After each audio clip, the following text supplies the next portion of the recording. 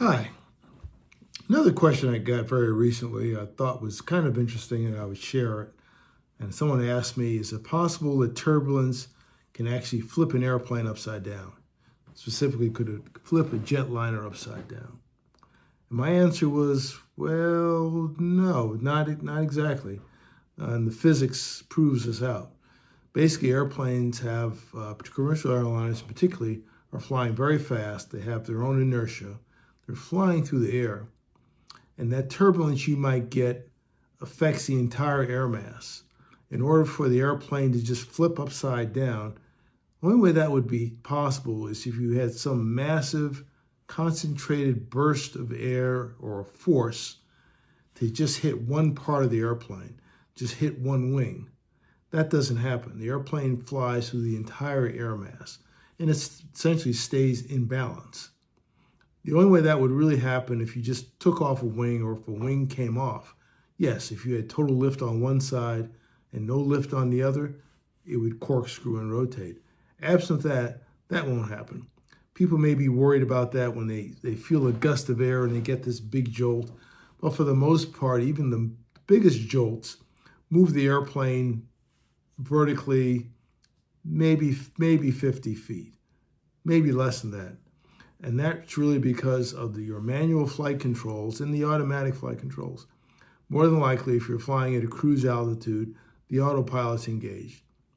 And the autopilot makes corrections to maintain the proper pitch, the proper attitude, the proper speed to have coordinated flight. And if there's any kind of disturbance, there are counter controls that will return the airplane to that stable position. There's something called dynamic stability. There's positive, negative, and neutral dynamic stability. Airplanes are primarily made to have positive dynamic stability. Basically, if there is a disturbance, they should reestablish that stable position so that when they're knocked up, down, left, right, or whatever, the flight controls try to take that knocking away and return it to stable positions. The biggest thing you need to worry about is making sure that you're secured. That's the big deal. The airplane is very powerful. As we said before, you've got ribs and spars and stringers and things that reinforce the hull. So there's no problem there. You're not going to go upside down. You may worry a little bit, but for the most part, at the worst case, you're probably moving no more than 50 feet. Everybody's got a radar. We use radar to try to avoid storms. Every once in a while, you might find yourself near one because storms can produce winds that extend out perhaps 10, 20, 50 miles away. Most cases, you avoid storms by 20 miles or so.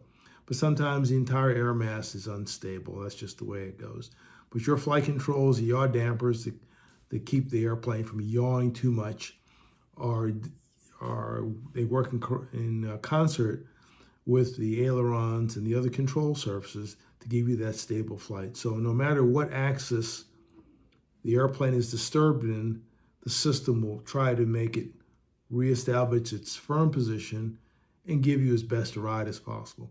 And when things get really bumpy, most air crews are going to slow down. It seems like the jarring is a lot less the slower the airplane is. That's all for today. Thank you very much.